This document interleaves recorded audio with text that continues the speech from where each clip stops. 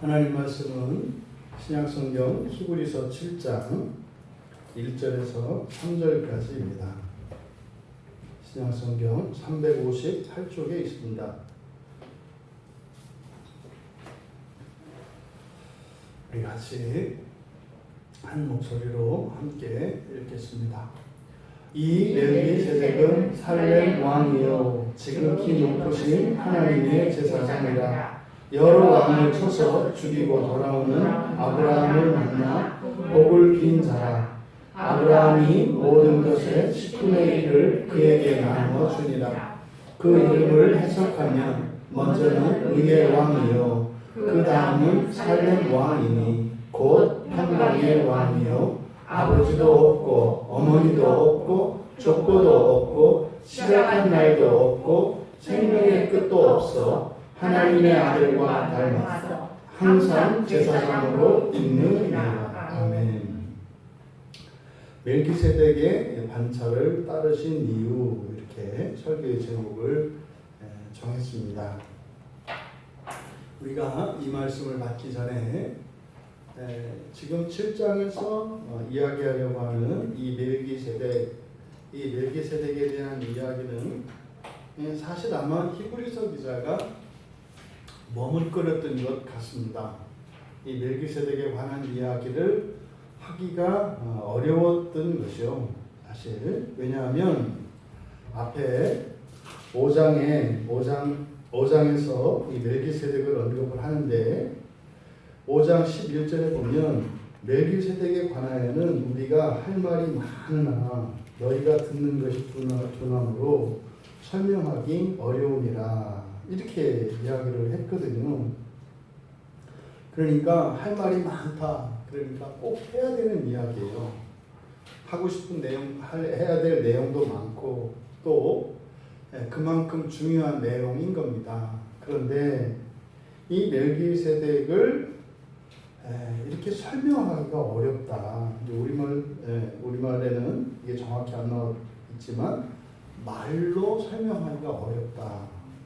근데 그 이유가 뭡니까? 너희가 듣는 것이 둔하게 되었기 때문에 이 완료형으로 되어 있어요. 못 알아듣는다는 말입니다.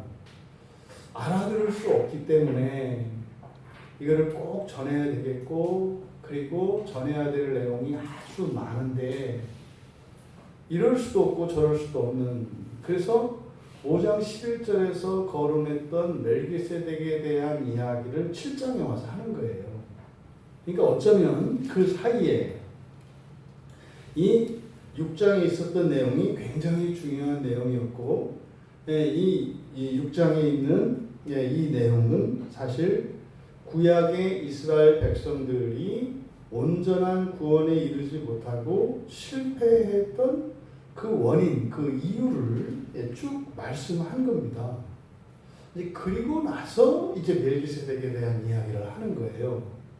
그러니까 지금 5장 11절에서 이어졌어야 될 내용을 지금 여기서 한 겁니다. 그러니까요, 이 7장에서 펼쳐지는 멜기세덱에 대한 이 말씀은 굉장히 중요하고 굉장히 어려운 말씀이에요. 그러니까 이것을 위해서 6장의 설명이 필요했던 거거든요.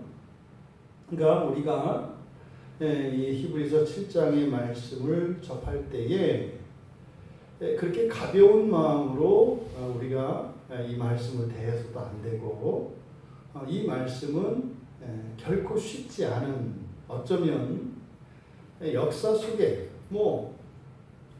모세 때로부터 아브라함으로부터 시작해서 대략 기간적으로 4,500년 정도 흘렀거든요. 하나님에 대한 계시가 우리에게 주어진 것이 아브라함이 대략 주전 2,500년대 사람이니까요. 지금까지 대략 한 4,500년의 시간이 흐른 거예요. 그러니까 하나님의 구원에 대한 그 일이 직접적으로 시작된 것이 기간적으로는 4,500년 정도 돼요. 그리고 2000년 전에 하나님이 직접 오셔서 이제 우리를 또 계시하여 주신 것이고, 그러니까 이 4,500년 동안, 짧게는 2000년 동안 이게 잘 접근하지 못했던 지식인 겁니다.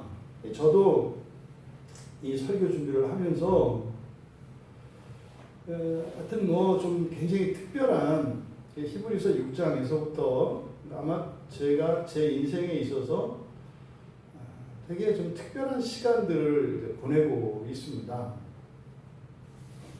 정말로 이 하나님의 말씀이 사람이 어떤 인생을 할 것인지를 말씀이 결정하는구나, 이런 생각을 더욱 선명하게 하게 돼요. 그러니까 말씀에 이끌려서 살아가는 인생, 이것은 자유로운 삶인데요, 그저 내가 하고 싶은 대로가 아니라 내가 감히 상상도 할 수 없는 영광스럽고 존귀한 것으로 내 능력으로는 살 수 없는 것임에도 불구하고 자유롭게 살 수 있게 하는, 이것이 복음이, 진리가, 구원이 이끄는 인생이라는 것을 이제 조금 알아가고 있는 것 같아요. 그래서 점점점 정말 우리 교회에 주시는 이 말씀을 제대로 좀 잘 정리를 해서 정말 사람들에게 막 전하고 싶은 열망이 계속 타오릅니다. 계속 타올라요. 그러니까 이거를 정말 전하지 않을 수가 없다. 이걸 어떻게 해서든지 전해야 되겠다 하는 이런 강한 열망이 계속해서 피어오르는 거죠. 근데 이 히브리서 7장에서 이야기하는 이 멜기세덱, 과연 여기서 지금 도대체 히브리서 기자가 말씀하고자 하는 바가 무엇이었길래 이렇게 6장에 걸쳐서 이런 설명을 통해서 준비시키시고 그리고 나서 이렇게 이제 말씀을 하는 것일까? 기대감을 갖고 또 결코 쉽지 않다는 인식을 가지시되 기대감을 갖고 이 말씀에 우리가 임할 수 있게 되기를 바랍니다. 이 멜기세덱, 이건 사람의 이름입니다. 성경에 등장하는 사람의 이름인데 구약 성경에는 3번 나오고 신약 성경에 10번 등장하는 이름이에요. 그러니까 총 13번 등장하는 이름입니다. 그런데 구약 성경의 2번은 창세기 14장에 나와요. 그리고 한 번은 시편 110편 4절에 나옵니다. 이렇게 이제 3번이 사용이 되는데 기본적으로 창세기 14장의 사건에 대한 이해가 필요합니다.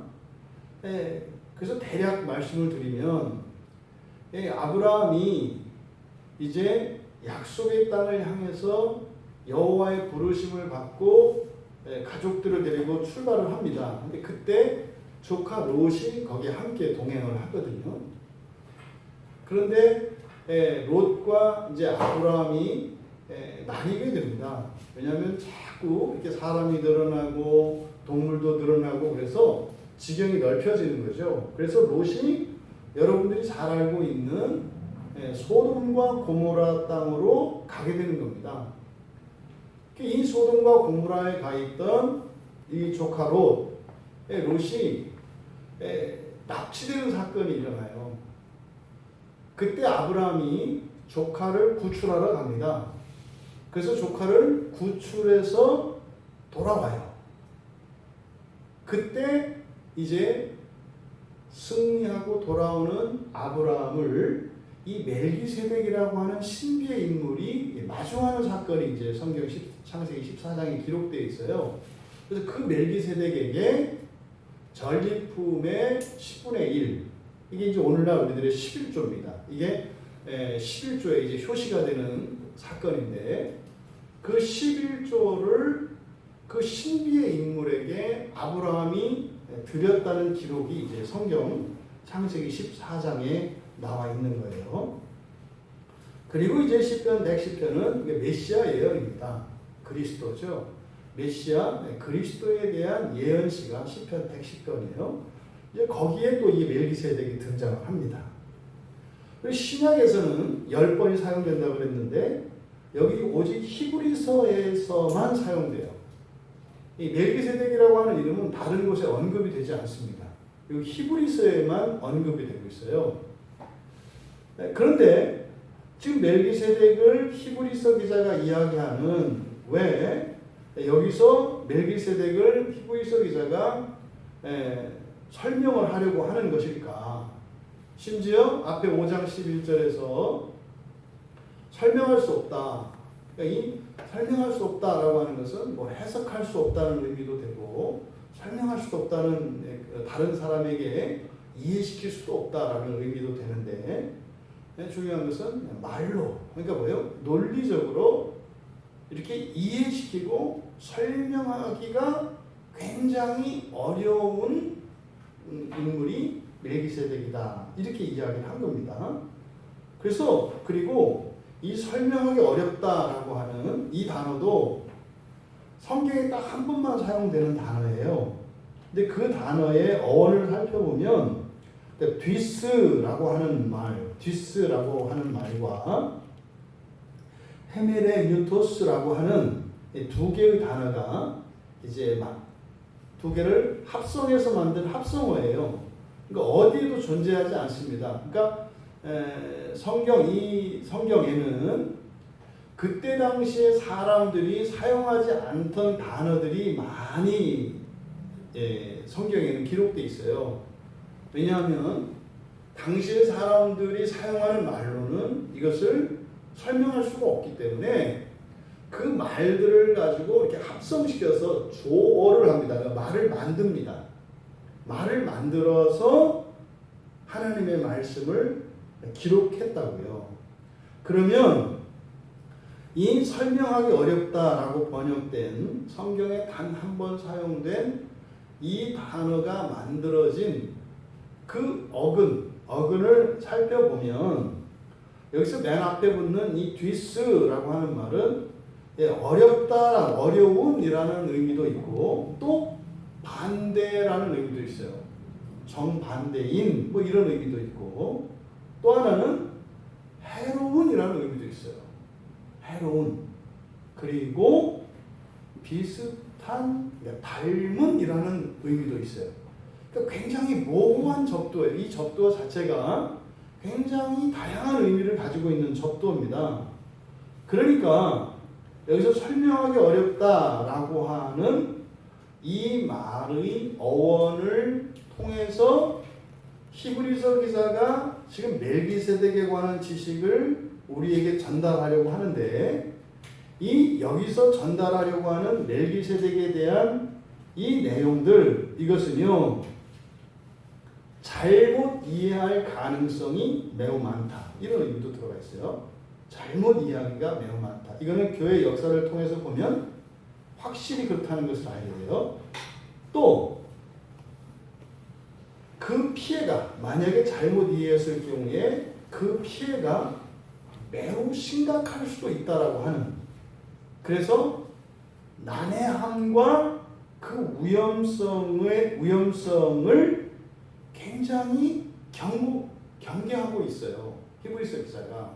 그러니까 지금 멜기세덱에 대해서 이야기를 하긴 해야 되는데 너무나 중요한 내용에서 반드시 해야 되는데 그리고 할 말이 많은데 이게 전달이 잘못될 가능성이 매우 많고 만약에 이게 잘못 전달이 되거나 오해되었을 경우에는 위험성조차 내포하고 있다고요.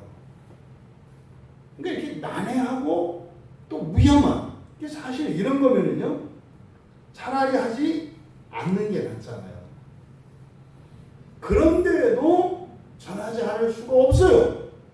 뭐겠습니까? 절대적인 내용이기 때문에 그래요.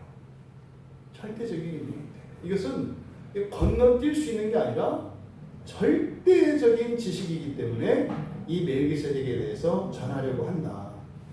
그러니까 단적으로 말하면 그리스도인인데 이 히브리서 7장에서 이야기하는 멜기세덱에 대한 정확한 이해가 부재하다면 온전한 기독교에 대한 지식이 없는 증거가 돼요. 또 반대로 이 멜기세덱에 대한 잘못된 이해는 본인은 기독교인이라고 하지만 매우 잘못된 생각이나 잘못된 사상에 빠져 있는 그런 사람이 될 수도 있다는 뜻이에요. 그러니까 굉장히 조심스러운, 하지만 귀중한 그런 거 있죠. 뭐 전 세계에 하나밖에 없는 귀한 보물인데 이게 여차하면 깨지는 거죠. 지금 이게 바로 이 멜기세덱에 관한 지식이다. 이것을 우리가 알아야 합니다. 근데 왜 이 멜기세덱에 관한 지식이 이렇게 어려우면서도 위험하면서도 중요한 것일까? 그래서 지금 이 히브리서 기자가 이것을 이렇게 굉장히 조심스럽게 이걸 전달하려고 하는 것일까? 단적으로 말하면 앞에서 뭐라고 그랬습니까? 이미 사람은 어둡게 되어서 알아들을 수가 없다고 그랬어요. 우리가 둔하게 됐다고 그랬어요. 이 둔하게 됐다는 사건은 에덴 동산에서 아담과 하와의 타락 사건을 이야기하고 그 이후로 계속되어진 이런 어둠, 우리의 지성과 우리의 정서와 의지의 이런 오염과 부패를 이야기하는 겁니다. 여러분이 하나님에 대해서 기록한 성경을 우리가 이걸 읽고 이해할 수 없는 이유는 히브리서 기자는 뭐라고 하는 거예요? 우리가 둔해졌기 때문이다. 그런데 하나님의 말씀이 그렇습니다만 이 멜기세덱에 관한 이 말씀, 이 가르침을 우리가 잘 이해하고 듣는다면 어떻게 되는 겁니까? 둔하여졌던 것이 회복되는 거죠. 그러니까 이것을 효과적으로 이야기하면요, 여러분이 IQ도 좋아질 수 있고요, 여러분들이 더 총명해질 수 있고요, 더 지혜로워질 수도 있다는 거예요. 심지어는 여러분의 감정과 여러분의 의지도 새로워질 수 있다는 거예요. 이건 단순한 지식이 아니라는 겁니다. 이것은 구원의 절대적인 지식이라는 것을 말씀하고자 하는 겁니다. 이 멜기세덱에 관한 지식, 이게 뭐냐면 사실은 성자 하나님에 관한 지식이에요. 성자 하나님. 우리가 예수님을 참 하나님이시며 참 사람입니다, 이렇게 이야기를 합니다. 근데 예수님을 좀 더 정확하게 이야기하면 이 땅에 죄인의 형상을 입고 오신 완전하신 하나님이죠. 모순적 존재예요. 죄인의 몸, 완전한 하나님. 여러분들이 우리가 이 얘기를 해도 아무런 의미 없이 우리에게는 받아들여져요. 왜냐하면 뭐 입이라고 있으니까 제가 말을 합니다만 이렇게 죄된 인간이며 완전한 하나님이다. 머리는요 그냥 서버려요. 추론을 할 수가 없다고요. 연결이 안 돼요. 죄된 인간인 동시에 완전한 하나님이라는 말은 되잖아요. 뚫렸으니까 말을 한다고요. 여러분들은 또 뚫렸으니까 들어요. 그런데 사실은 이 말의 참다운 의미를 말하는 저나 듣는 여러분들이나 사실은 별 개념이 없어요. 그냥 외우고 말하는 것 뿐이에요. 왜요? 둔해졌기 때문에. 알죠? 예수님이 뭐 교회 조금 다닌 사람들은 뭐 주일학교 때도 배우는 거 그거 아닙니까? 예수님은 인성과 신성을 겸비하신 분으로서 참 하나님과 참 사람이셔서 우리의 신앙과 삶의 보험이 되는 분이시다. 다 얘기를 합니다. 이게 무슨 말이냐고요? 이걸 알면은요, 우리는 하루 종일 예수님만 생각하면서 살게 돼 있어요. 이때 예수님만 생각하면서 살게 돼 있다는 거는요, 예수님대로 예수님을 따라서 사는 것이 우리의 소원이 됐다는 뜻이에요. 소원이 됐다는 것은 뭐냐면 그게 최고로 남는 거라는 거예요. 그게 최고로 재미있는 거라는 거예요. 그게 최고로 가치 있다는 것을 아는 거예요. 그러니까요, 여러분이 최고로 즐겁고 최고로 기쁘고 최고로 가치 있고 최고로 보람 있는 무엇을 안다면 그걸 생각을 안 하겠어요? 그걸 생각 안 할 수가 없잖아요.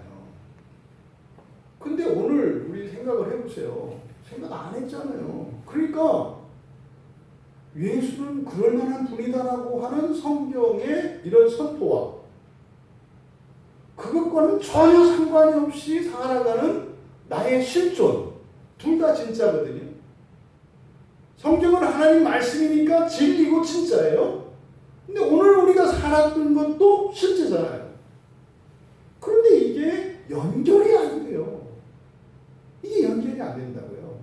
바로 이 부분을 히브리서 기자가 우리에게 이 문제를 해결해 주시려고 하는 거예요. 여러분, 그냥 예수님을 닮는다는 것, 예수님을 따라서 산다는 것, 이게 어떤 의무적으로 그렇게 하는 게 아니라 진짜로 여러분들이 좋아서 또 여러분이 기뻐하고 여러분이 보람을 느끼며 여러분이 최고의 가치 있는 일이라는 것을 알아서 그렇게 한다면 다 좋지 않겠어요? 지금 히브리서 기자가 그것을 가르쳐 주려고 하는 거예요. 부디 이 말씀의 은혜가 우리 모두에게 실제적으로 임하기를 바랍니다. 그래서 진리에 이끌려서 살아간다는 이 말이 실제적으로 경험될 수 있기를 바랍니다. 여러분, 이 예수 그리스도에 관한 지식이 사람이 다룰 수 있는 가장 고상한 지식입니다. 이거는 이미 바울 사도도 이걸 깨달았어요. 이게 빌립보서 3장 8절에서 9절에 걸쳐서 하신 말씀이에요. 이거는 단순한 바울의 고백이 아니에요. 사람이 다룰 수 있는 그 한계, 최고의 한계, 그게 바로 뭐예요? 그리스도에 관한 지식이라고요. 그래서 바울 사도가 모든 것을 해로 여긴다. 그 이유가 뭐예요? 모든 것을 해로 여긴다는 것은 그리스도 예수를 알아가고 경험하고 닮아가는 것 이외에는 참 쓸데없고 시간을 허비하는 거다 이 말이에요. 그때부터 바울은 예수님을 알아가고 경험하고 닮아가기 위해서 살아요. 심지어는요, 죽는 것까지 예수님을 닮으려고 하잖아요. 왜요? 부활도 예수님과 똑같이 하기 위한 거예요. 부디 그리스도를 아는 그 지식이 가장 고상하다고 했던 바울 사도의 고백, 그리고 이 히브리서 기자가 도저히 우리가 알아들을 수 없지만 또 잘못하면 이것으로 인해서 큰 피해로 예상이 되지만 반드시 알아야 되는 멜기세덱에 관한 지식, 성자 하나님에 관한 지식, 그것이 여러분들에게 온전히 전달되게 하는 책임과 의무가 저에게는 있습니다. 이 말씀을 보면서 제가 생각하게 된 것이 기독교 역사 속에 많은 신학자들이 있었습니다. 굉장히 위대한 인물들이 많았어요. 그 가운데에서 예수님 다음이라고 할 만큼 사도들을 제외하고 예수님 다음이라고 할 만큼 사람들에게 존경을 받고 중요하게 여겨지는 인물이 있어요.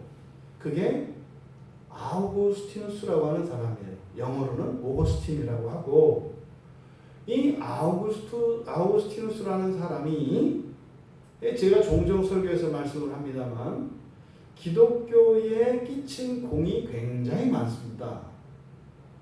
그런데요, 기독교에 가장 큰 해를 입힌 사람이 또한 아우구스티누스예요. 이게 무슨 말이냐면 사람은요, 잘한 게 많으면 잘못한 것도 많다는 뜻이에요. 원래 사람이라는 존재는 그래요. 원래. 그러니까 잘한 것도 없으면 그렇게 잘못도 많이 안 해요. 그러니까 꼭 잘난 사람이 되는 게 대수는 아니에요. 잘나지 않는 것도 한편으로는 괜찮아요. 왜? 그렇게 크게 잘못도 안 하거든요. 근데 크게 잘하는 사람은 크게 잘못도 해요. 근데 조금 잘하는 사람은 잘못도 조금 해요. 그러니까 여러분들이 5달란트를 바라든 2달란트를 바라든 똑같아요. 똑같아요. 그렇다면 이 아우구스티누스가 끼친 피해가 뭘까? 제가 보니까 교묘하게 바꾸는 게 있어요. 사람이 알 수 있는, 사람에게 허락된 최고의 지식은 누구에 관한 거라고요? 그리스도에 관한 지식이거든요. 근데 이거를 아우구스티누스라는 사람이 바꿔놨어요. 뭘로 바꾸냐면 삼위일체 하나님으로 바꿔놨어요. 여러분, 그리스도나 삼위일체나 같아 보이잖아요. 근데 그 이전까지는 전부 그리스도에 관해서 사람들이 알고자 했고, 그리스도를 경험하려고 했고, 그리스도를 닮아가려고 했습니다. 근데 이단들 속에 끊임없이 자라오는 게 뭐냐면 꼭 그리스도여야 하느냐, 꼭 그리스도여야 하느냐, 이 질문과 시험이 계속 있었어요. 근데 그것을 공식화한 게 아우구스티누스라는 사람이에요. 그래서 삼위일체라고 하는 두꺼운 책을 써놓고 거기에서 설명하는 이런 장황한 얘기들이 있어요. 그건 자기도 모르면서 얘기한다고 자기가 말을 해요. 삼위일체에 관한 책을 써놓고 막 얘기를 해요. 근데 자기도 모른대요. 그러면서 막 얘기를 해요. 또 자꾸 또 모르는 얘기니까 뭐 이렇게 두꺼워요. 근데 그때 오거스틴이 그런 말을 하거든요. 하지 않으면 안 되기 때문에, 하지 않으면 안 되기 때문에 내가 이 말을 한다. 이게 그 책의 결론이에요.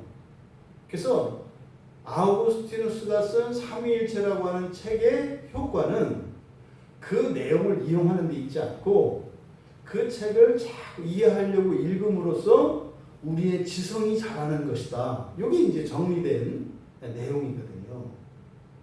근데 지금 히브리서 기자는 뭐라고 했어요?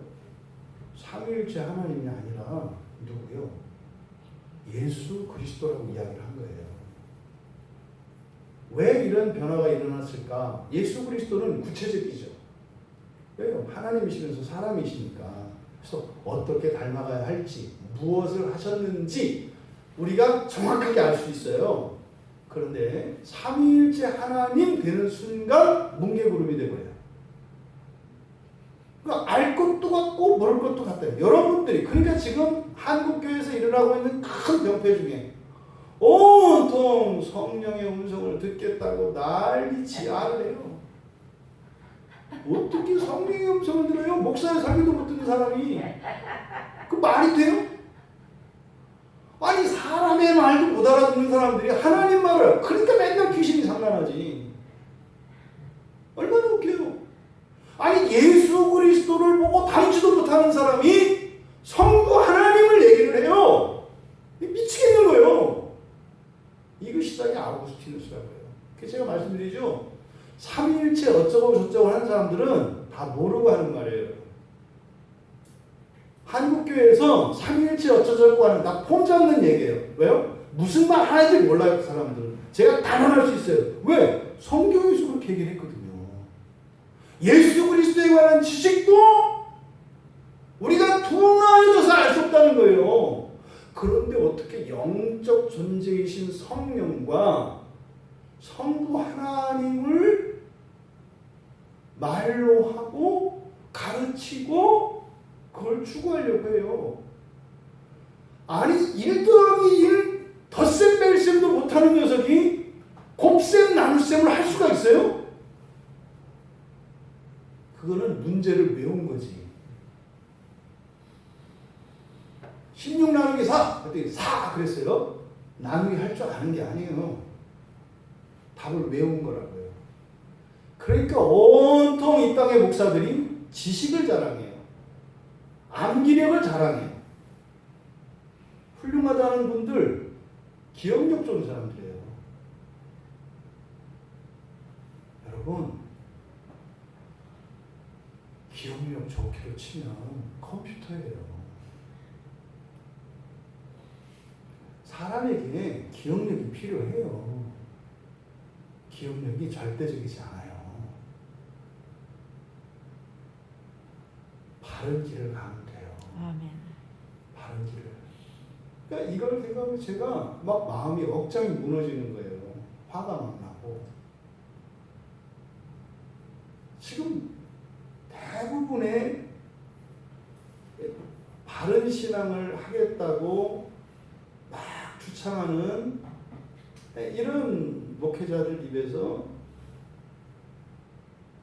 삼위일체라고 하는 뜬구름 잡는 얘기를 해요.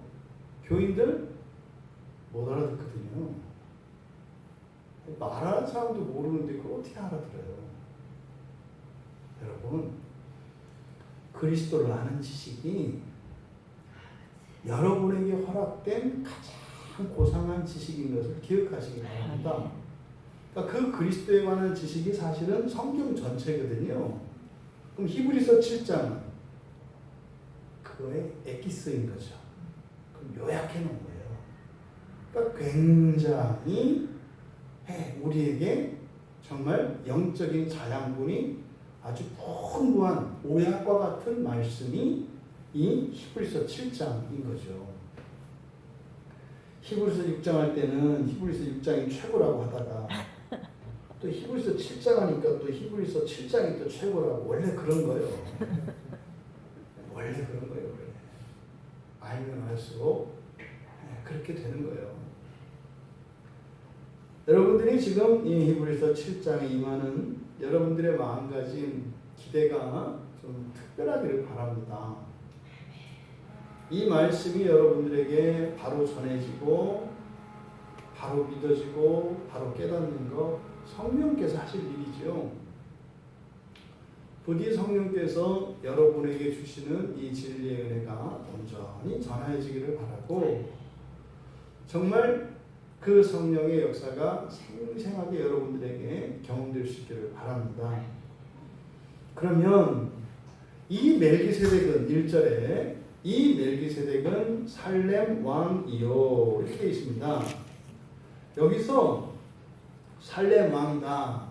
이것은 살렘은 지역의 이름이에요. 살렘이라고 하는 한 도시, 뭐 그게 나라였는지 지역이었는지 모르겠습니다. 근데 그때 당시에는 아직 뭐 국가 체제가 아니니까 어쨌든 어떤 지역, 특정 지역의 이름이에요. 살렘이. 왜? 살렘의 왕이다라고 하는 것은 살렘을 통치하는 사람이다. 뭐 이런 뜻이거든요. 그러니까 멜기세덱은 아브라함 시대에 그러니까 BC 2500년 전이죠. BC 2500년 전에 살렘이라고 하는 지역을 통치하던 실존했던 인물이에요. 이 멜기세덱이라고 하는 인물이.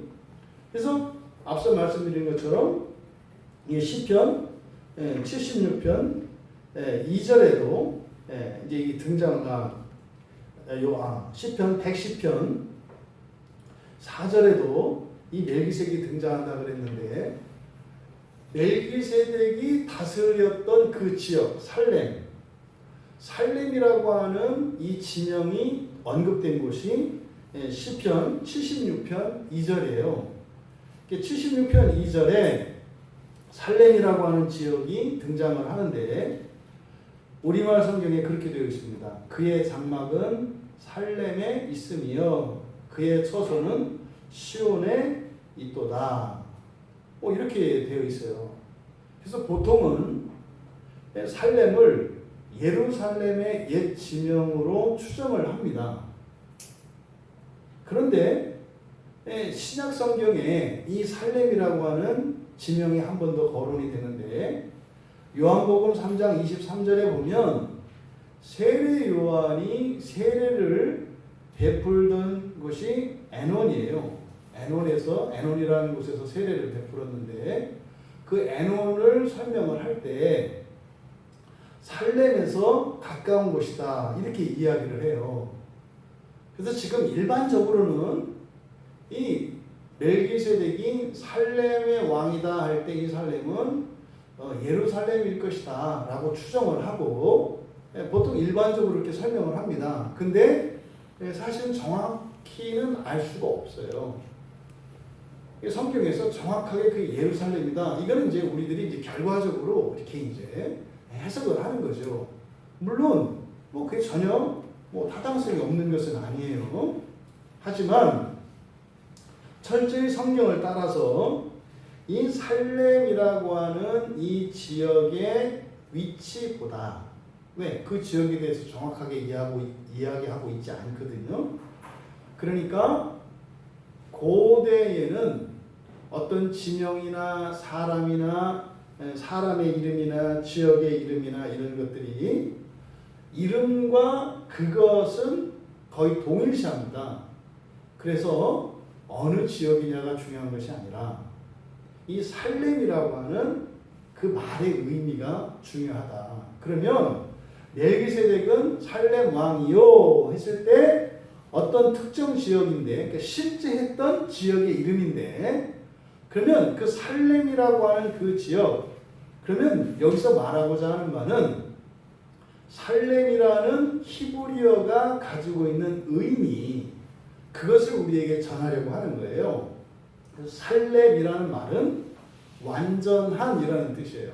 완전한. 그래서 살렘의 왕이니까 완전한 나라의 왕 이런 의미가 되는 겁니다. 그러니까 멜기세덱은 완전한 나라의 왕. 감이 오시죠. 완전한 나라가 어디입니까? 하나님 나라잖아요. 주님의 나라잖아요. 그러니까 이 예수님, 성자 하나님을 의미하는 거구나. 그걸 이제 알겠는 거죠. 두 번째로, 그가 뭐라고요? 지극히 높으신 하나님의 제사장. 이렇게 설명을 했어요. 그러니까 멜기세덱은 지극히 높으신 하나님의 제사장이다. 그러면 이 지극히 높으신 하나님이라는 말은 그냥 하는 말이 아니에요. 이것은 모세가 창세기 14장 그 멜기세덱에 등장하는 그 본문에서 바로 멜기세덱을 수식하는 말인데 창세기 14장 그리고 신명기 32장 8절에서 사용한 말이 지극히 높으신 하나님 이게 여호와를 뜻하는 말이거든요. 그리고 우리가 지금 새벽에 보고 있는 민수기에서 이제 발람이 조금 있으면 이 얘기를 해요. 민수기 24장 16절에서 지극히 높으신 하나님을 거론을 해요. 그러니까 바로 구약에 등장하는 여호와 하나님의 존재를 나타내는 말이 지극히 높으신 하나님이라는 뜻이에요. 그럼 이 말을 다니엘 선지자가 다니엘서 3장과 4장과 7장에서 사용을 하고 있습니다. 그런데요, 신약에서도 지극히 높으신 하나님이라는 말을 사용하거든요. 그런데요, 놀라운 것은 하나님을 지극히 높으신 하나님이라고 이야기하는 것은 주로 천사들이에요. 귀신도 천사잖아요. 그러니까 귀신이나 천사들이 하나님을 지칭할 때 지극히 높으신 하나님이라는 말을 써요. 사람으로서 이 말을 사용한 사람은 스데반이에요. 사도행전 7장 48절에서 이 하나님을 지극히 높으신 하나님이라고 해요. 왜 그랬을까요? 봤거든요. 하늘이 열리면서 하나님을 봤거든요. 그러니까 그 하나님을 보니까 스데반이 하나님을 지극히 높으신 하나님이라고 해요. 근데 여러분, 귀신이나 천사들은 하나님을 봤을까요? 못 봤을까요? 봤죠. 그러니까 지극히 높으신 하나님이라는 말을 쓰는 존재들은 누구예요? 하나님을 본 자들이에요. 그러니까 만약에 여러분들이 사는 동안 지극히 높으신 하나님이라는 말을 쓰면 여러분들이 이미 죽었어요. 그러니까 이 지극히 높으신 하나님이라고 하는 이 말은 굉장한 말이에요. 그러니까 하나님을 알아가는데 하나님을 직접 본 자들이 사용하는 말이 지극히 높으신 하나님이라는 말이다. 그러니까 바울 사도는 바로 이 지극히 높으신 하나님을, 만약에 이 히브리서가 바울이 쓴 거라면 바울도 3층천을 경험한 사람이거든요. 그러니까 이해가 돼요. 그래서 히브리서가 바울이 쓴 게 맞겠구나 이런 생각을 하는 거예요. 또 바울은 다른 곳에서 고린도전서 15장 28절에서는 만유의 주라고 합니다. 만유의 주. 천사들이 왜 하나님을 지극히 높으신 하나님이라고 해요? 이 세상에서는 천사들도 사람들이 신으로 불러요. 근데 이 하나님은 어떤 분이세요? 천사들보다 지극히 뛰어나신 하나님이시잖아요. 그래서 만유 할 때 이 만유는 영적인 피조물인 천사들도 다 포함되는 거예요. 그러니까 사람의 하나님, 천사의 하나님 이런 거죠. 오직 한 분이신 하나님. 그것이 고린도전서 15장 28절에 만유의 주라는 말이에요. 근데 이와 비슷한 표현을 에베소서 4장 6절에서 만유의 아버지 이렇게 얘기해요. 만유의 아버지. 그러니까 이게 같은 맥락에서 사용되는 말이에요. 지극히 높으신 하나님. 야, 그러면 여러분 멜기세덱을 지극히 높으신 하나님의 제사장이라고 이야기하는 이유가 뭘까요? 그럼 여러분 먼저 지극히 높으신 하나님이라고 하는 것은 참 하나님을 뜻하는 말이고, 제사장은 뭡니까? 하나님과 하나님의 백성을 중재하는 직분이잖아요. 그러니까 멜기세덱은 누구와 누구를 중재한다? 참 하나님과 우리 백성들, 참 하나님과 하나님의 자녀들을 중재한다. 그럼 여러분, 원래 제사장은 구약 성경에서 아론의 자손들이에요. 그렇죠? 아론의 자손들이 제사장이고 거기에서 큰 아들들이 이제 대제사장인데, 그죠? 그러면 여러분들이 근데 여기서 이제 우리가 생각해 볼 수 있는 거예요. 야, 이게 이 말이었구나. 구약의 제사장들은 사실은 누구와 누구를 중재하나요? 물론 참 하나님과 사람을 중재해요. 근데 모세나 아론이나 구약에 있던 모든 제사장들은 사실은 하나님을 직접 뵙는 게 아니라 여호와의 사자를 보죠. 천사들이에요. 그러니까 여호와의 사자를 통해서 여호와를 섬기지 모세나 아론이 직접 하나님을 섬기지 못해요. 모세와 아론이 섬기는 것은 율법이고 이 지상에 세워진 천국의 성전의 모형인 장막을 섬겨요. 그러니까 진짜 하나님의 집을 섬기거나 진짜 하나님과 백성 사이를 중재하지 못해요. 그런데 멜기세덱은요, 진짜 하나님과 우리 사이를 중재하시는 분이라는 거예요.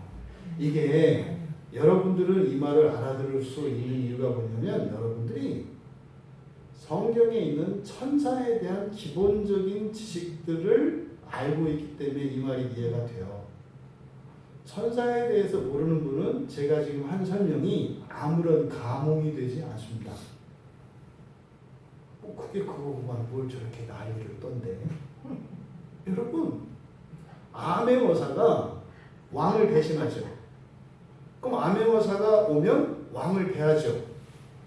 아메모사를 만난 것과 왕을 만난 게 같아요, 틀려요? 완전 틀리잖아요. 그러니까 조선시대에 신분사회로 말하자면 구약 성경에서 하나님, 하나님, 하나님, 하나님 이렇게 얘기하는데 다 이게 누구라는 거예요? 암행어사라고요. 암행어사. 여호와의 사자들이라고요. 근데 지금 멜기세덱은 뭐예요? 암행어사가 아니라 저하란 말이에요. 저하.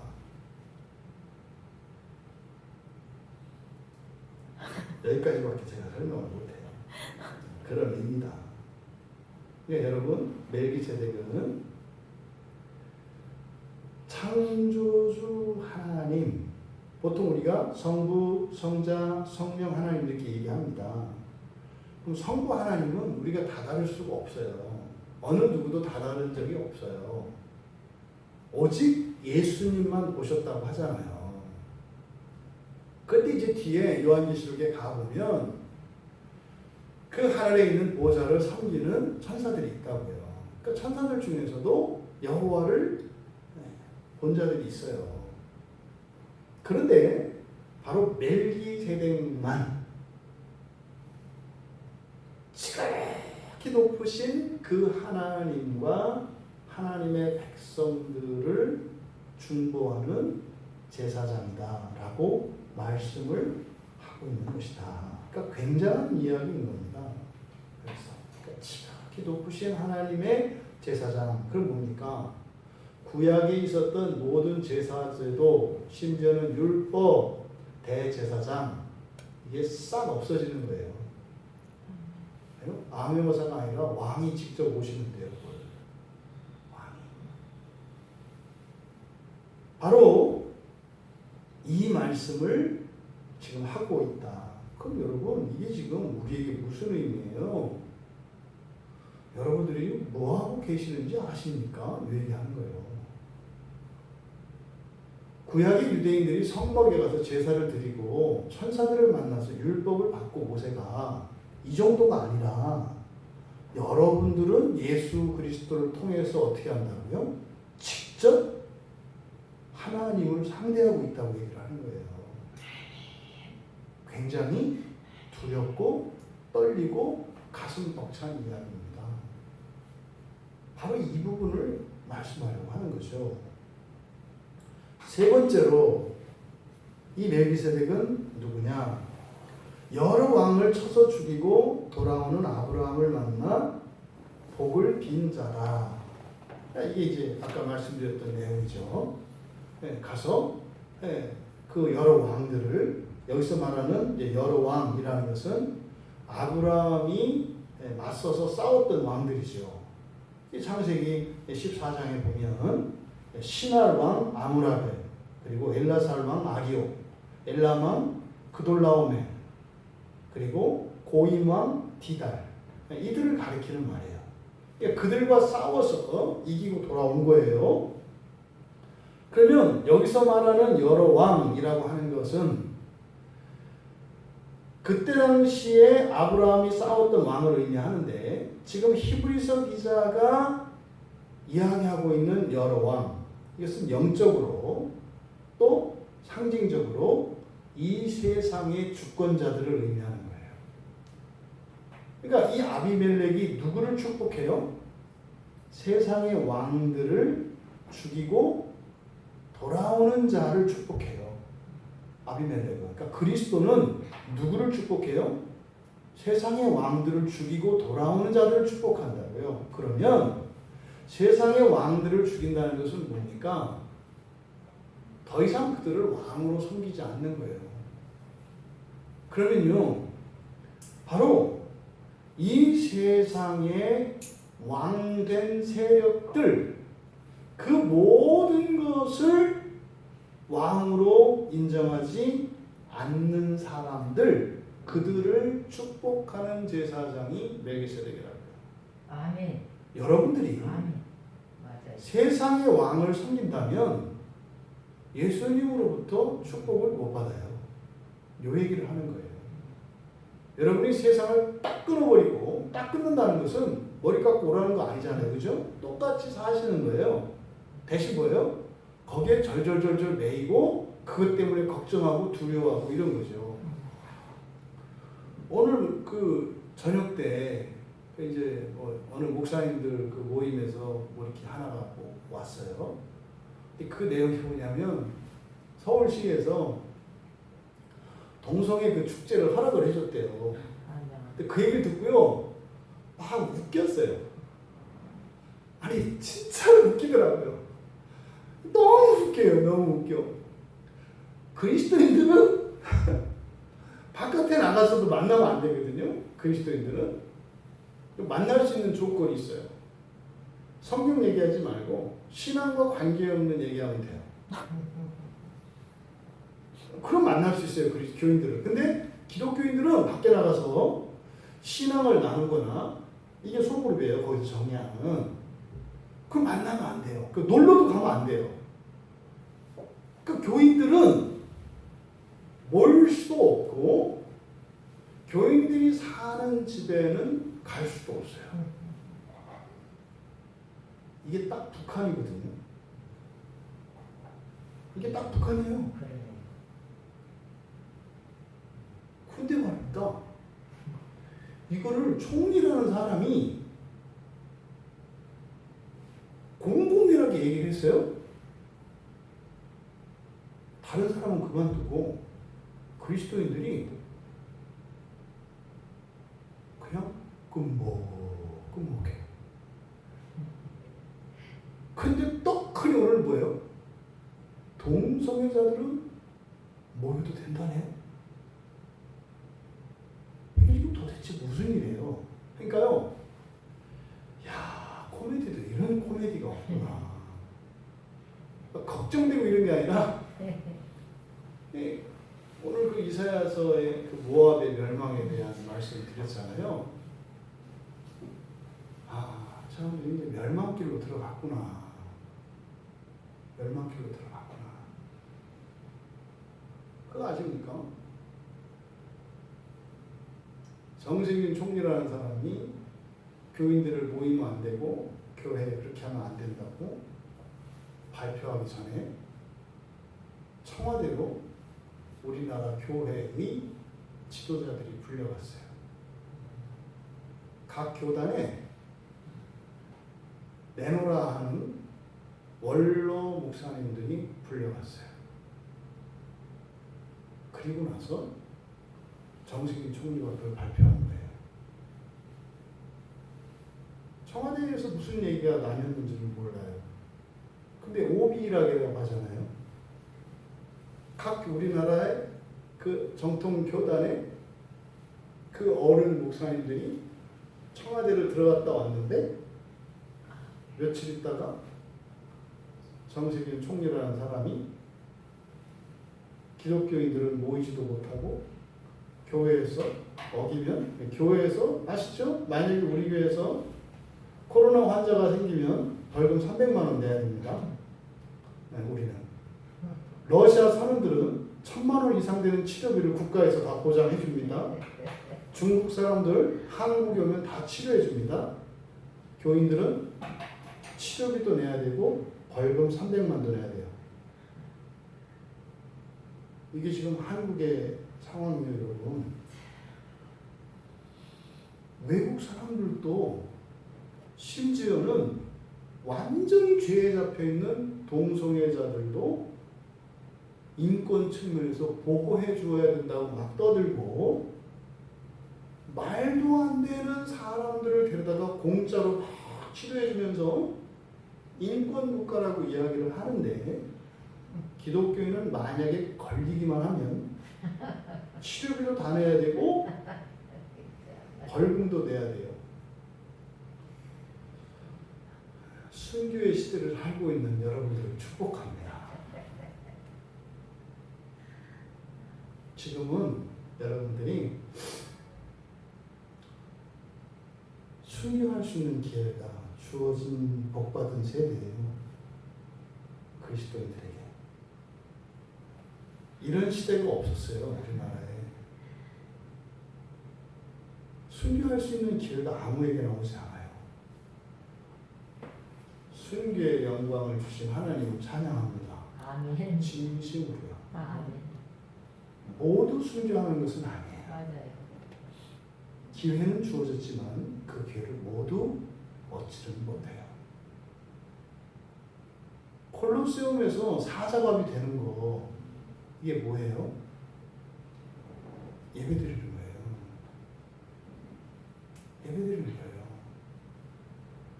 가정예배도 원천적으로 불법이 된 겁니다. 가정예배도 불법이 된 거예요. 우리 집인데 그리스도인으로서 예배를 드리는 순간 불법이에요. 구리시에서는 그것을 발견한 누가 신고하면 상금을 줘요. 눈이 이렇게 막 나오려고 해요. 여러분, 여러 왕을 쳐서 죽이고 돌아오는 일이 때로는 목숨을 건 그런 위험한 일들이겠습니다만 오늘 우리가 당면하고 있는 이 시대에서 여러 왕을 쳐서 죽이고 돌아와서 멜기세덱의 축복을 받는 일은 다른 게 아니라 여러분들이 예배를 지키시는 거예요. 아멘. 그러면 그게 순교예요. 지금 누구 덕분에? 그런 의미에서 참 감사해요.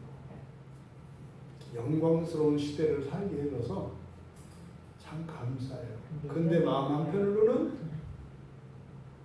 무라도 치밀고 피눈물도 나요. 모든 이들이 그 영광에 참여하는 것은 아니거든요. 그 시험이 오면 많은 이들은 시험에 넘어가서 죄에 빠지기도 합니다. 하지만요, 우리 모두가 이런 위기를 기회로 바꿀 수 있게 되기를 바랍니다. 이게 여러 왕을 쳐서 죽이고 돌아온다는 의미예요. 그러니까 멜기세덱은 그렇게 여러 왕을 쳐서 죽이고 돌아오면 축복해요. 그러니까 여러분들은 굉장한 기회 앞에 있어요. 굉장한 기회 앞에 있어요. 다음 네 번째로 아브라함이 모든 것의 10분의 1을 그에게 나누어 주기라. 그러니까 뭡니까? 아브라함이 그의 모든 것의 10분의 1, 그러니까 11조죠. 아브라함이 11조를 드리는 자, 그러니까 드린 자, 그게 멜기세덱이래요. 그럼 여기서 그의 모든 것은 전리품입니다. 전리품.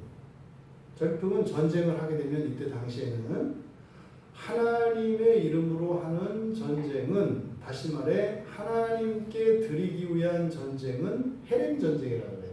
그는 싹 죽여야 됩니다.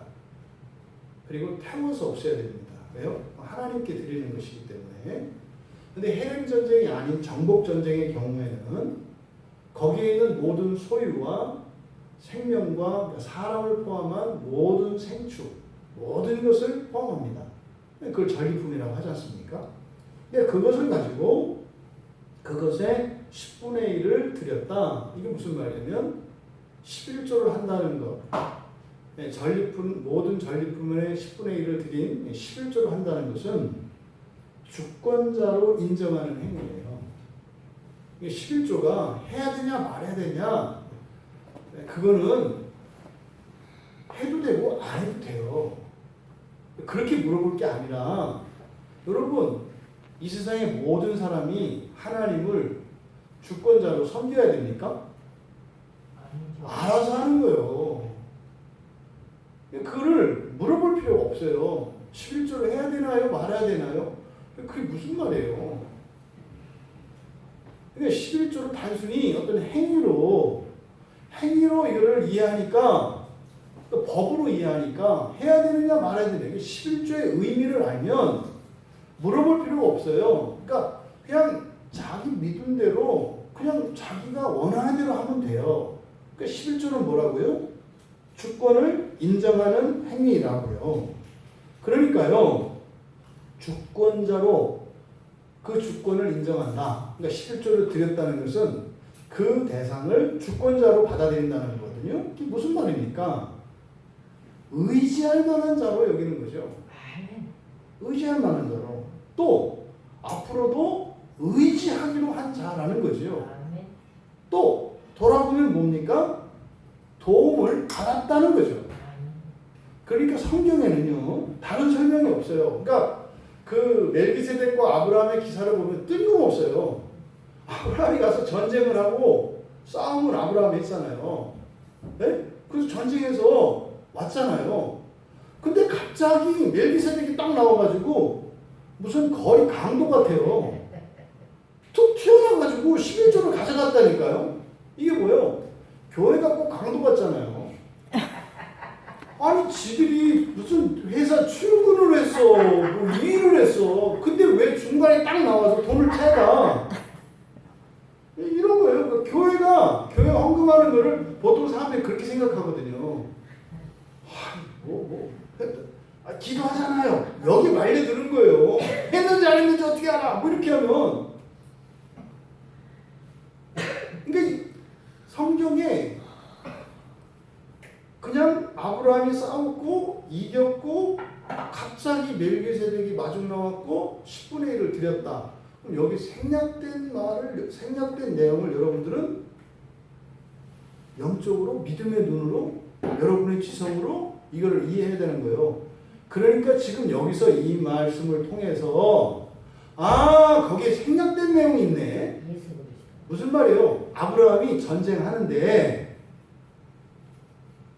싸워서 이길 때마다 아브라함이 내가 싸워서 이겼다 생각한 것이 아니라 싸워서 이길 때마다 하나님이 함께 하셨구나 를 느꼈다는 거예요. 실제로 상대가 안 돼요. 이 싸움이. 아브라함은 죽었어요. 원래 그렇게 덤볐다면 죽어요. 그런데요 갔는데 이상한 일들이 일어난 거예요. 뭔 일이 일어났는지 몰라요. 그런데요 하나님이 나와 함께 하시는구나. 그래서요 싸우고 조카와 조카의 가족들과 모두를 데리고 돌아오는 동안 아브라함 생각 속에는 하나님밖에 없었어요. 이겼다 이게 아니라 그 싸움에서 아브라함은 승리를 본 것이 아니라 함께 하시는 하나님을 봤다고요. 그 전쟁터에서 있었던 수많은 사건, 거기에는 기적과 이사가 분명히 있었을 거예요. 근데요, 너무 많아요. 생략한 거예요. 그를 하나로 압축한 거예요. 멜기세덱이 딱 오니까 어떻게 해요? 인정한 거죠. 그러니까 히브리서 기자가 바로 요 내용을 말하는 거예요. 그러니까 창세기 14장에는 기록되지 않은 엄청나고 특별한 경험들이 아브라함에게 있었구나. 그러니까 어떻게 해요? 즉각적으로 11조를 드린 거라니까요. 바로 이 얘기를 하는 거죠. 그러니까 아브라함이 11조를 드린 자, 이게 바로 멜기세덱이래요. 그러니까 뭡니까? 여러분들이 여러분의 인생을 살면서 누리는 모든 것의 이유가 하나님이시라는 거고요. 그것을 드리는 게 누구라는 거예요? 받으시는 게 누구라는 거예요? 멜기세덱 성자 예수님이시라는 거예요. 우리는 예수 그리스도를 통해서 하나님을 섬겨요. 예수 그리스도께 하는 게 하나님께 하는 거예요. 그러니까 성부, 성령 어쩌지 이런 얘기 하지 마세요. 우리가 입에 올릴 수 있는 그런 얘기가 아니라고요. 이게 다 로마 교회에서 배운 거예요. 로마 교회 사람들이 빨간 모자 쓰고 옷 이렇게 쓰고 성부. 이거는 축복에 사용돼요. 우리가 축복할 때 사용되는 이런 문장이에요. 그러니까 이런 말은 성부 하나님 이런 말은 여러분들이 그냥 함부로 입에 올릴 수 있는 말이 아니에요. 언제 봤어요? 축도할 때만 쓴다고요. 근데 이것을 그냥 너나 개나 소나 말이나 할 거 없이 성부 하나님 하니까 지가 성부 하나님하고 친한 것 같잖아. 그게 얼마나 망발인가를 알아야 한다니까요. 우리는 그리스도도 감당 못해요. 그리스도도. 더하기 빼기도 못된 것들이 무슨 곱셈 나눗셈 방정식을 이야기를 해요. 겉멋드는 거죠. 이게 누구예요? 전형적인 외식하는 바리새인들의 모습이에요. 주제 파악을 못하는 거죠. 여러분, 우리는 그리스도도 감당 못해요. 절대로요. 절대로. 여러분의 인생의 모든 즐거움과 기쁨, 안전과 평안, 이것은 전부 그리스도 예수로 말미암는 것이라는 사실을 여기에서는 바로 아브라함이 모든 것의 10분의 1을 드린 자라고 설명을 하는 것이다. 마땅히 영광 받으실 분이 그리스도 예수시라는 거예요. 우리가 오늘 두 다리 멀쩡하고 두 눈 멀쩡하고 이렇게 그냥 좋으니 싫으니 해도 이만큼 살아있는 것이 하나님의 놀라운 은혜라고 이야기하고 그 은혜를 마땅히 영광으로 받으셔야 될 분이 멜기세덱이다 라고 이야기를 하는 겁니다. 다섯 번째로 그의 이름을 해석하며 이렇게 되어 있습니다. 그게 이제 존재에 관한 지식들이죠. 그의 이름을 해석하며, 그러니까 이제 멜기세덱이라는 이 말을 가지고 이제 이걸 해석을 하는 건데, 첫 번째 의의 왕, 두 번째 살렘 왕이니 곧 평강의 왕이요. 이렇게 얘기를 합니다. 그럼 여기서 의의 왕이요, 살렘 왕이니, 여기 이제 두 가지가, 그리고 평강의 왕이라는 말은 해석입니다. 평강의 왕은 해석이에요. 그러니까 히브리서를 통해서 바로 이 멜기세덱이라고 하는 이 이름이 평강의 왕이라는 의미다라는 것을 알게 되는 거예요. 그러면 의의 왕이다. 바실리우스, 디카이오시네스. 그러니까 의의 왕이거든요. 그러니까 히브리어로 멜기세덱, 이 세덱이 체데크거든요. 히브리어 멜기세덱을 헬라어로 이야기한 거예요. 의의 왕이라는 것이. 그럼 여기서 체데크가 이게 의거든요.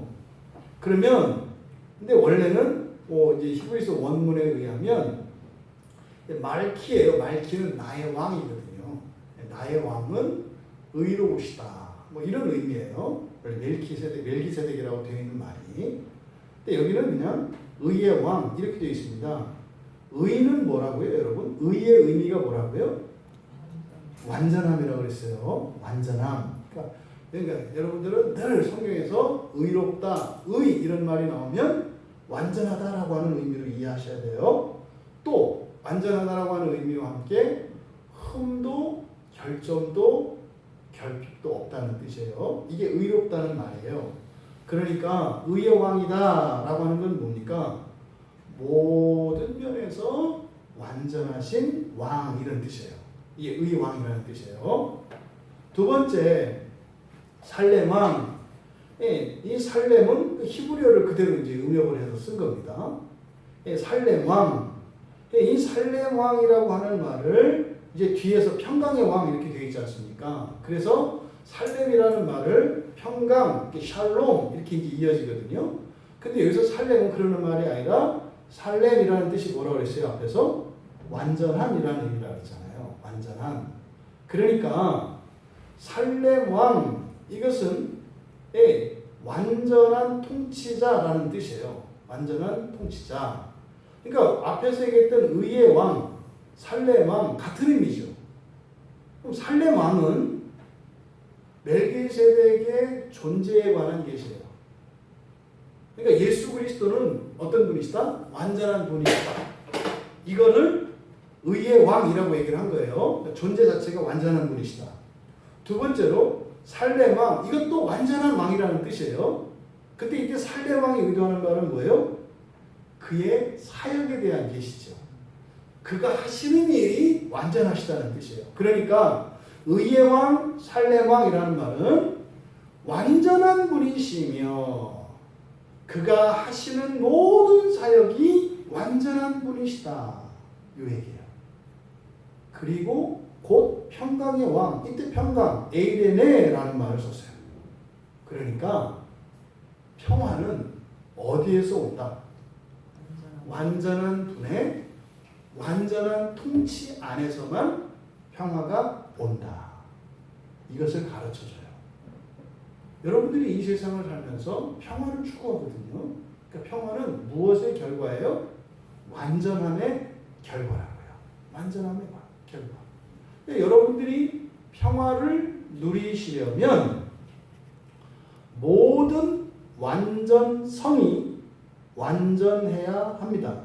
그러니까 완전성의 완전함. 이게 무슨 말이냐면 양과 질, 크기와 넓이와 깊이와 높이와 두께가 완전해야 해요. 또 시간과 공간과 상황 속에서 무한히 완전해야 돼요. 이게 완전성의 완전함이라는 의미예요. 이랬을 때라야 평화를 누려요. 그러면 이 세상에서 평화를 누릴 수 있습니까? 없습니까? 없어요. 이 세상 자체가 완전하지 않기 때문에, 이 세상은 끝날 거기 때문에, 또 지금 여러분의 상태가 완전하지 않잖아요. 평화를 누릴 수 없어요. 그런데 평화를 누리려고 하죠.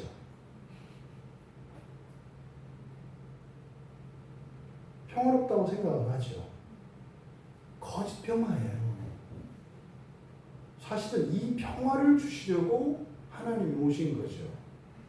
그 평화는 주님이 재림하셔서 이 땅에 이루시는 그 나라에서만, 그리고 그 나라에 들어간 자만 누릴 수 있는 게 평화예요. 우리는 잠깐 평화의 맛을 볼 뿐이에요. 완전한 평화를 못 누려요. 여기서 바로 의의 왕 살렘왕, 곧 평강의 왕이라고 하는 이 말을 통해서 여러분들이 인생에 대한 지혜를 깨달으셔야 합니다. 우리가 살아왔던 지난날의 인생의 실패의 원인이 무엇인지, 우리가 쓸데없이 애쓰고 수고한 것이 무엇 때문이었는지를 깨달으셔야 된다, 이 말이에요. 마지막으로 이 멜기세덱에 관한 마지막 계시, 이제 3절에서 신적 기원에 대해서 얘기를 합니다. 아버지도 없고 어머니도 없고 족보도 없고 시작한 날도 없고 생명의 끝도 없고 하나님의 아들과 닮아서 항상 제사장으로 있느니라. 뭐 그런가 보다. 뭐 이렇게 이해하기 쉽죠. 굉장히 중요한 의미들이 있어요. 여기서 아버지도 없고 어머니도 없고 족보도 없고, 이게 누구예요? 근본 없는 사람이죠.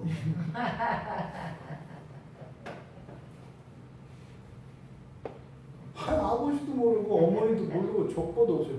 근본 없는 사람이죠. 네? 이름도 몰라, 성도 몰라.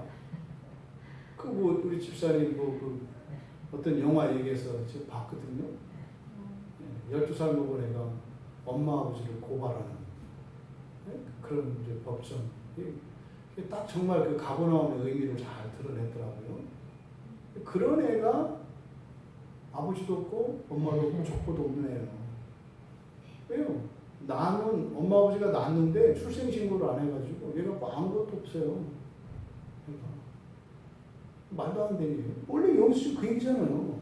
아버지도 없고 어머니도 없고 족보도 없이 근본 없는 천민이 고아하고 거렁뱅이잖아요.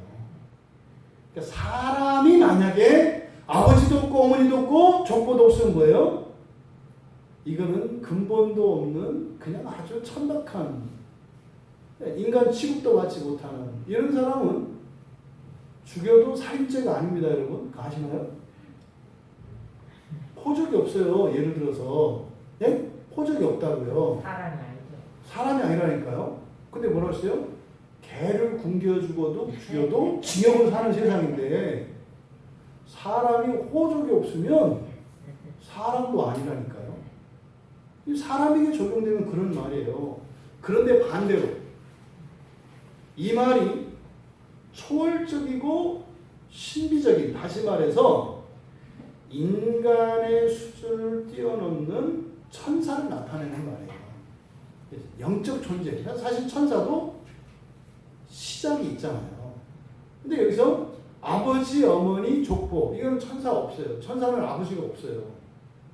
천사는. 족보 없죠. 천사는 그냥 그거 하나로 끝이에요.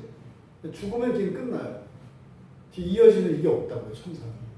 그러니까 여기서 어쨌든 첫 번째로 아버지도 없고 어머니도 없고 족보도 없다라고 하는 것은 멜기세덱은 누구다? 신적 존재다. 이걸 말하는 거예요. 신적 존재다. 근데 참 희한하잖아요. 예수님은 하나님이시잖아요. 근데 사람으로는 또 어땠어요? 가장 낮았잖아요. 바로 예수님 말이에요. 예수님이 아버지가 왜 없어요? 요셉도 있고 마리아도 있고 족보도 있고 족보도 성경에 기록되어 있잖아요. 그런데요, 사람들은 예수님은 그렇게 취급해요. 근데 또 그 예수님은 지극히 높으신 분이세요. 두 번째로 시작한 날도 없고 생명의 끝도 없대요. 여러분, 날, 시작한 날이 없다. 날은 뭐예요? 날은 창조를 의미합니다. 창세기 1장에 나와 있는. 날이 생겨나는 것은 하나님의 창조로 생겨나는 거거든요. 그러니까 시작한 날도 없다. 이거 뭡니까? 창조 이전의 존재라는 뜻이에요. 창조되기 이전부터 계셨던 존재, 이런 뜻이에요. 또 생명의 끝도 없다. 생명은 뭡니까? 우리가 하나님을 생명이라고 이야기합니다만 나타난 창조 세계에 나타나는 것이 생명으로 나타나거든요.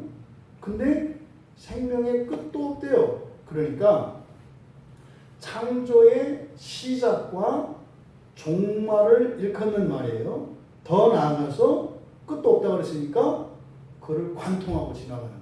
그러니까 지금 여기서 시작한 날도 없고 생명의 끝도 없다라고 하는 이 말이 의미하는 바는 뭡니까?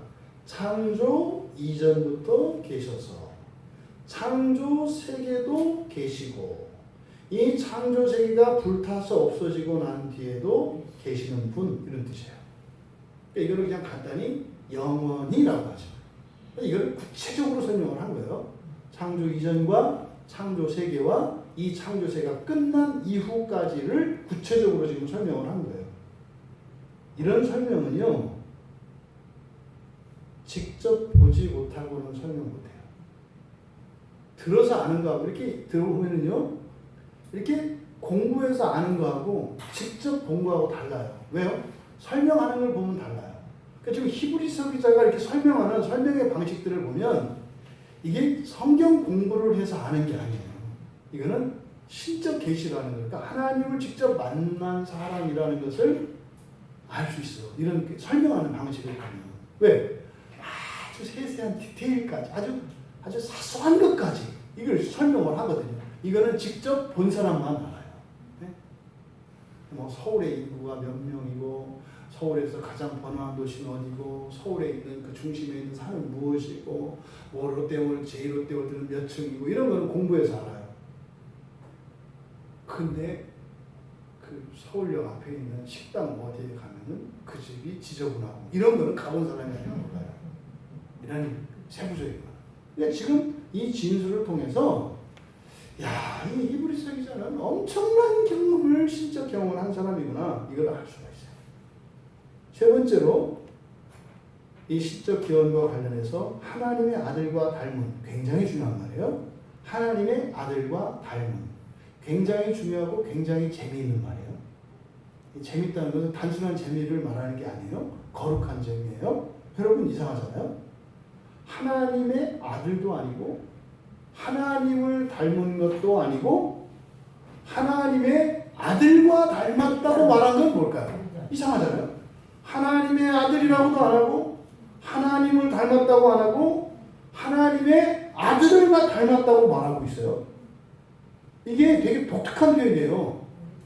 하나님의 아들을 닮았다. 이거는 구약 성경과 하나님의 계시와 관련되어진 이야기입니다.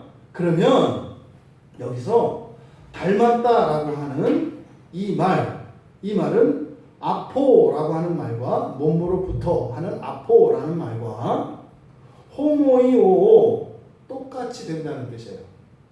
똑같이 되다라는 말과 몸으로부터라고 하는 두 말을 합쳐서 만든 말이거든요. 그러니까 그것을 사전적인 의미로는 똑같이 되다라는 뜻이에요.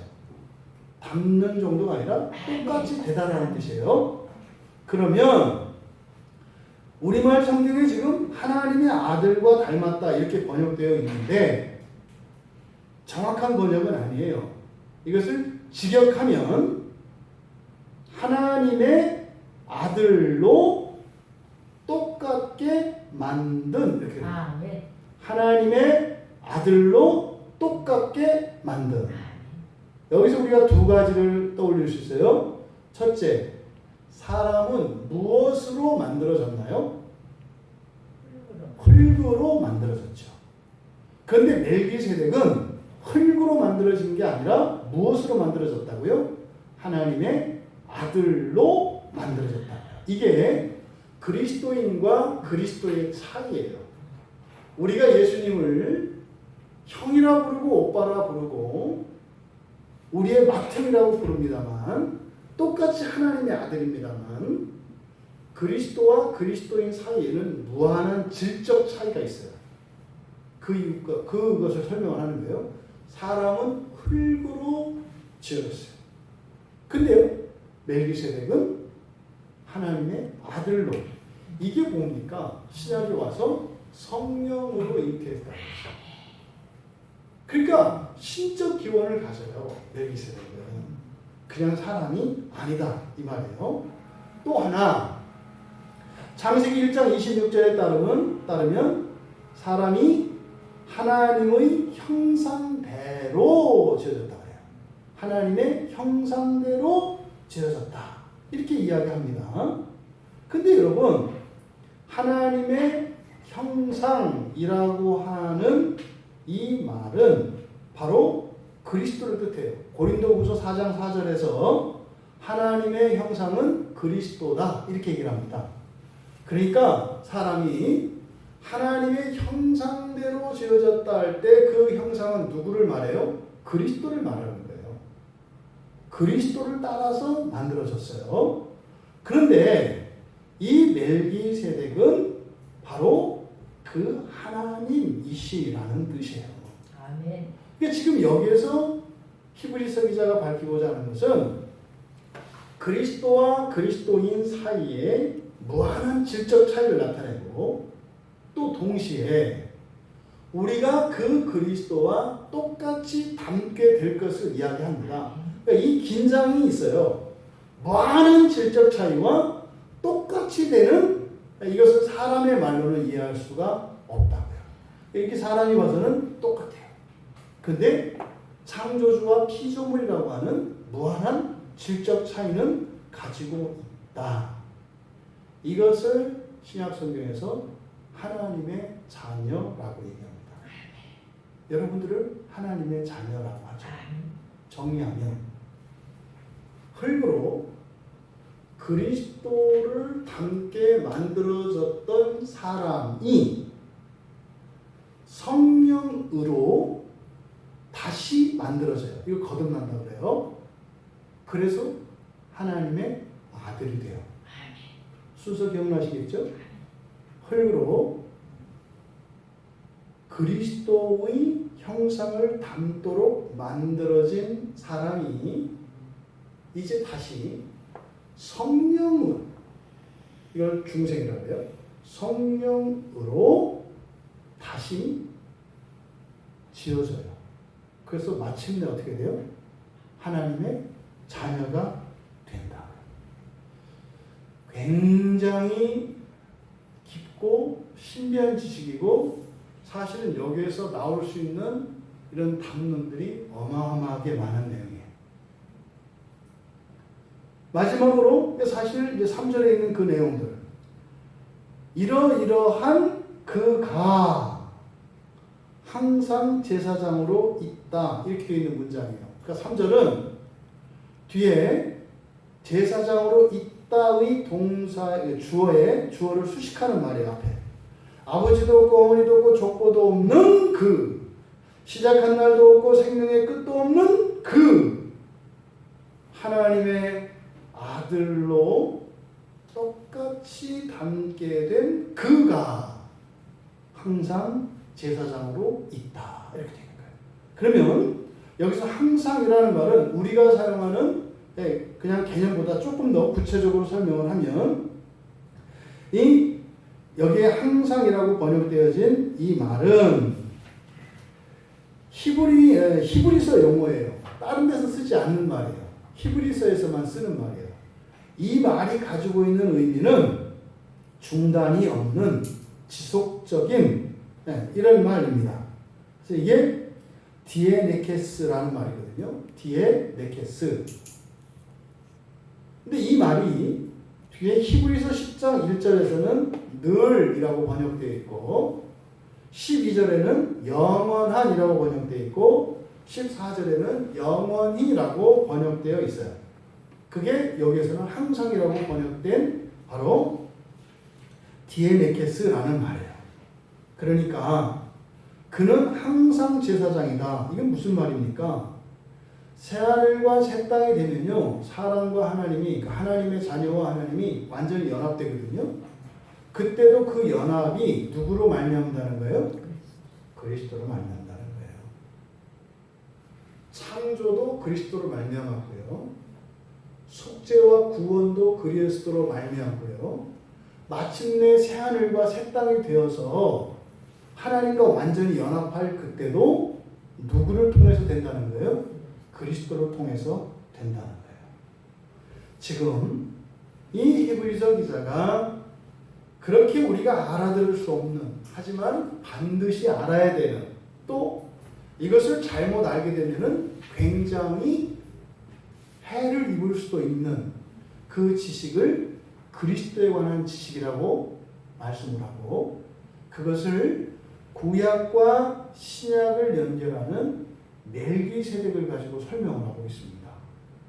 여러분, 예수님이 멜기세덱의 반차를 따르신 이유, 구약에 있는 그리스도인들도 구원하시는 분이 누구세요? 예수 그리스도시라는 거예요.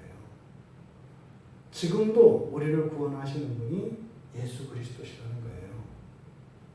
또 그리스도의 구원은 과거와 현재만이 아니라 미래의 영원까지 우리를 구원하신다는 거예요. 이것이 멜기세덱의 반차를 따르신 이유입니다. 예수 그리스도 안에 있는 이 완전한 평화가 여러분들에게 임하기를 바랍니다. 아멘. 앞으로 계속되어질 이 멜기세덱에 관한 지식을 통해서 그리스도에 관한 온전한 지식이 우리에게 알아지고 그것이 유지되어지므로 참으로 여러분들이 그리스도인 된, 또 그리스도인에게 주신 그 구원의 유익을 누릴 수 있는 우리 모두가 되시기를 주님의 이름으로 축원합니다. 우리 같이 말씀을 생각하며 기도합니다. 예수 그리스도를 통해서 이루어진 창조, 예수 그리스도를 닮도록 창조됐고, 또 성령으로 우리가 이제 완전한 하나님의 자녀로 다시 창조되었습니다. 이것을 거듭났다고 해요.